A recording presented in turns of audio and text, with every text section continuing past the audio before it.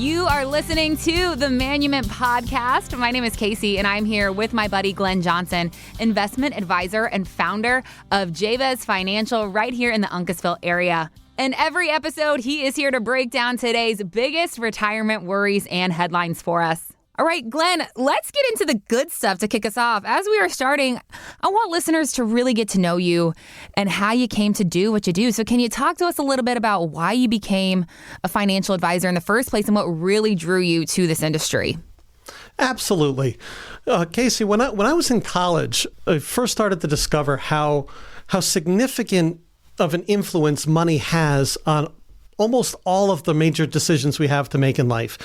And I figured it would be best if I could understand what it is, where it comes from, and how it works, and what to expect and how it behaves. So therefore, it wouldn't have as much influence over the decisions I made. I didn't want my decisions to be primarily financially based, but I wanted them to be values based. And so once I learned how money worked and how it behaved, now I could remove it from the equation on how I made my life's decisions. Because, I've always wanted to have the freedom without those kinds of limitations.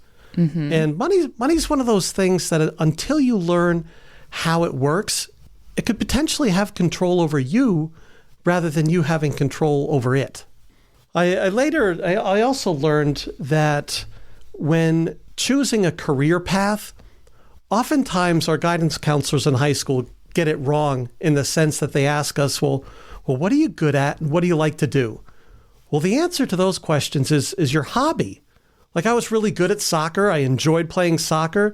That didn't necessarily mean my purpose was to be a professional soccer player. Although I did get to represent the United States, and I played in England, Scotland, and Ireland after high school, and that was fantastic. Okay. But I learned that for me, when choosing a career path, had more to do with solving a problem that bothered me as opposed to just something I like to do for fun. Mm-hmm. You find someone that hates disease, they become a doctor or a nurse of some kind. Or you find someone that hates injustice, they'll become a cop or a lawyer. Mm-hmm. Well, you find a woman who hates drunk driving. She formed MAD, Mothers Against Drunk Driving. Yeah. And so I looked around and I tried to figure out, well, what problems bothered me? And you know what gets me?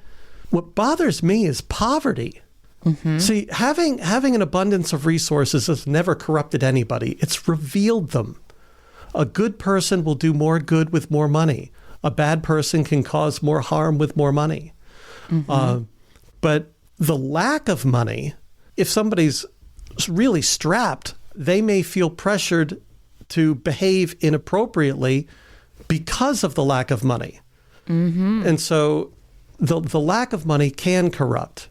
And that's the problem that I'd like to solve. Wow, Glenn. Wow. Well, thank you for, telling us that story. I always love hearing people's origin stories. I love hearing people's why, and that is really special. So I appreciate you sharing that with all of us. Now, we are called the Manumit Show, and I know the first time I heard the word Manumit, I did not know what it meant. So I want you to talk to us a little bit about the Manumit brand and what that means to you, Glenn. Well, Manumit to me is the very definition of it is to free from slavery. Like the word manumit is an old English word. In fact, when the slaves were freed here in the United States, they were manumitted. They were given papers of manumission. And so I chose Manumit when I formed my nonprofit back in 2016, Manumit United, was because I wanted to help people increase their freedom in all aspects of their life. I have a program, I call it Winning at Life, and I go through the 5 F's of faith, family, friends, fitness, and finances. And the first 4 are all relationship oriented. But we're not truly free until we experience freedom in all aspects, including financial freedom. So so essentially I chose Manumit as the name for really the very essence of who we are and what we're all about. It's about expanding freedom and creating more opportunity for people to make choices that are based upon what they value and not just on what they can afford. That is so meaningful, Glenn. I love the message behind the brand. I'm excited that we are doing the Manumit Show together. So thank you for sharing with us more about that. Can you talk to us now about your business, Jabez Financial? What kind of services do you guys offer? What kind of things do you specialize in helping your clients with, Glenn? Well, I help my clients increase their cash flow and properly allocate and preserve their assets. And it's only as a truly independent financial advisor or registered investment advisor can you really have access to the best tools available. And when it comes to getting your finances in line and properly positioned for what's coming next, it's not just about having access to the tools, it's knowing how to use them. And also having a relationship with somebody that you can work with.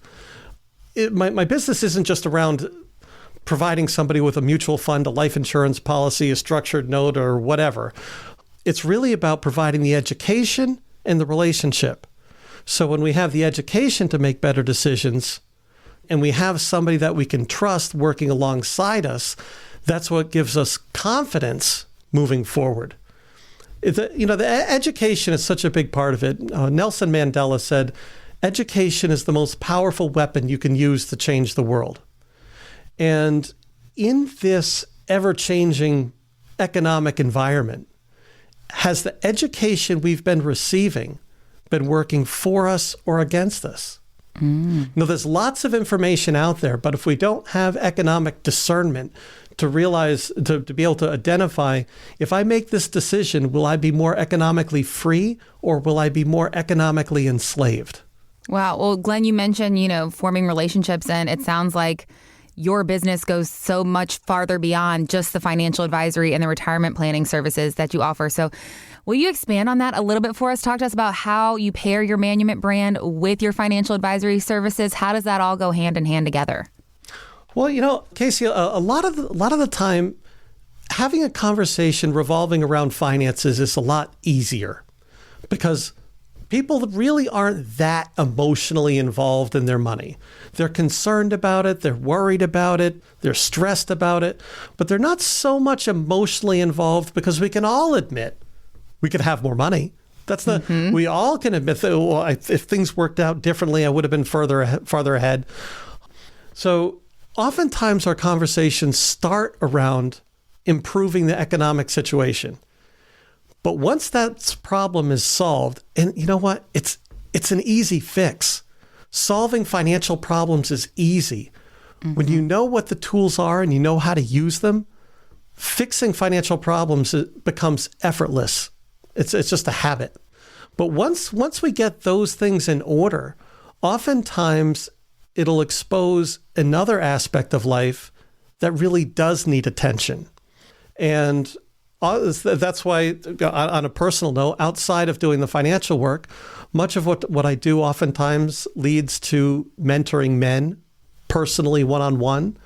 I also do a significant amount of marriage counseling as well, because when you expose a financial problem, oftentimes it's a good way to get people on the same page. So it's about improving the quality of life really all the way around. So like I said, so we start with a financial topic, and oftentimes that's where we stay. And that's great when people have their lives together. But you know what? Another thing is, we'll find that when people are retired, we help them get their finances in order. They're enjoying life, yet they'll still have a situation where maybe they have adult children living at home that just haven't left the nest yet. So how do we train the next generation to be able to stand on their own 2 feet when they have to work with a different set of financial rules than their parents did? So I know the best businesses out there and the most successful people out there, they have their own, I like to refer to it as their personal advisory board, their own personal board of directors. And they've got mentors, people that they can trust, that can speak into their lives in all areas of those 5 F's, their faith, family, friends, fitness, finances. They've got advisors, personal trainers, pastors, whomever it is. When we're structuring our life in such a way that we invite people that we can trust, that have wisdom that we don't, when we invite them to speak into our lives, now is when we were able to humble ourselves to get the knowledge we need to be able to make things better. Because any problem we have really stems from a lack of wisdom. And that wisdom isn't going to increase unless we're able to humble ourselves enough to be able to receive it. And when we have these strategic mentors that we invite into our lives, the best mentors out there will care more about our success than our friendship. Mm-hmm. And that's where, as a registered investment advisor, as a fiduciary, beyond the legal sense of the term, but from a moral sense of the term, I care more about people's success than their friendship. Mm-hmm. And so when we get together, we're able to make such significant progress because I don't hesitate when it comes to talking about what needs to be talked about. You're not afraid to talk about the hard stuff. That's really special, Glenn. Like I said, I love hearing people's origin stories and their why behind why they do what they do. And I love that this business goes so far beyond just the job for you. So I really appreciate you sharing that with us and our listeners as we are kicking off the show today. It sounds like you can truly do it all at Jabez Financial. So I just want to say to our listener that Glenn's story has resonated with. Remember that if you are one of our first 5 callers today, we will get you on the calendar for an introductory conversation with Glenn. This is a complimentary consultation. There is no obligation attached. It's just a conversation and a chance for you to get those big questions answered. But you've got to give us a call to secure your spot on the calendar. 860-288-9977 is how you reach us. Again, that's 860-288-9977. Or you can find us anytime online at jabezfinancial.com. All right, Glenn, let's get into some retirement chat, shall we? Absolutely. All right. Well, if anyone has ever listened to our podcast, then you've heard us talk about risk tolerance. But how do you define it? Well, here is Carrie Hannon with Yahoo Finance. Let's take a listen to what she had to say. It's really how much you can stomach when the markets drop. Are you going to freak out? Are you going to panic? So this is sort of this moment where you have to sort of take a breath and really be honest with yourself. How can you handle the drops? And we see these all the time. And can you wait it out for it to come back? So if a 10% drop is going to make you crazy, then you're not very risk tolerant. But it's important to understand that because this is going to tell you how much you want to be in the stock market, invested in equities, or in cash and bonds, which is a little more steady, and you're not going to have these ups and downs. So that's the definition. But Glenn, how do you go about measuring a client's risk tolerance? Does this conversation happen during that first meeting, during that introductory conversation? The conversation absolutely happens. And we really want to define a little bit more in depth what having a higher or a lower risk tolerance actually means. In that sound clip, when she talked about if your account dropped 10% in value, do you have the stomach to handle that? Well, 10% sounds a lot less than if you have $1 million and you lose $100,000. When you put a dollar figure onto that percentage, it matters a lot more. This is why when people are younger and they've got 10 grand to invest and they lose $1,000, it's a 10% dip. Okay, I can handle it. Mm-hmm. But now when you have $1 million and have that same 10%, now you're talking $100,000 dip. Yeah. And so, well, maybe I'm not as tolerant to that kind of risk as I used to be. And I find that over the decades of talking with other financial advisors, especially when they're coming out of major institutions like Merrill Lynch and Smith Barney or whatever else, there's so much emphasis putting on finding out what somebody's risk tolerance is. They neglect to find out what their risk ability is, which is far more important. So if somebody comes into the office and says, I have a really high risk tolerance and I can handle 30%, 40% swings in my account, no problem. I'm in for the long haul. That's great that they're saying that when times are good. Number one. The other thing is, do they have the ability to be that aggressive? So you find somebody that's, say they're retired, they're living on Social Security, they've got $20,000 in the bank, and they have no problem taking their Social Security check over here to the casino and gambling all of it. They have a very high risk tolerance. Mm-hmm. They're okay with it. They really are. They're not scared. Very low risk ability. right? And then I have clients that maybe they're in their 30s or 20s even, and they just inherited a significant amount of money, and all they want to do is keep it in the savings account at the bank because they don't want to lose it. Well, they have a lower risk tolerance, but a much higher risk ability. And so what we want to do is we want to walk people through obtaining the right education. And with the right financial education, your risk tolerance will conform to your risk ability. That retiree that's taking their Social Security check to the casino finally wises up and says, whoa, I can't afford to be doing this. And the younger person that inherited a bunch of money that says, you know what, I'm missing out on a lot of opportunity here. I need to get an education and maybe take some risks. Yeah. So it's a matter of not just finding out where somebody is emotionally, where they stand, where it comes to assuming risk, but providing them with the education that they need to correct their thinking. Because if we're just making feelings-based decisions on how much we can emotionally tolerate, when we're making feelings-based decisions, we're also making emotional-based decisions in an environment that doesn't have any emotion. Your money doesn't love you back. So this is where we need to get smart about it, and then not just make decisions based upon our feelings, but our ability and our intellect and experience. Your money doesn't love you back. Glenn, you are giving us the cold, hard truth today. But listen, I totally get it. I am that person in my 30s who likes my money right there in my savings account in the bank where I can see it. I can visit it anytime I want. I can get to it anytime I want. So I get it. But, I probably do need to learn how to take more risk because I've got a little more risk tolerance than the average person because I am younger. Right. Yeah. There is more riskability there.